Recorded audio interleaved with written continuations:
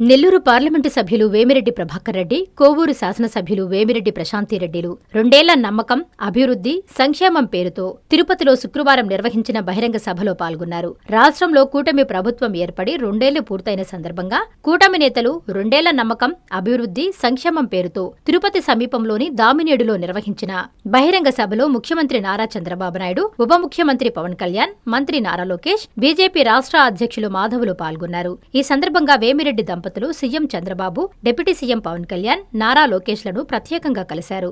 Nellore parliament పరిధిలోని పలు సమస్యలను ఎంపీ తెలిపారు. అలాగే ఎమ్మెల్యే వేమిరెడ్డి ప్రశాంతిరెడ్డి కోవూరు నియోజకవర్గంలోని పలు అభివృద్ధి పనులకు సంబంధించి వారికి వివరించారు.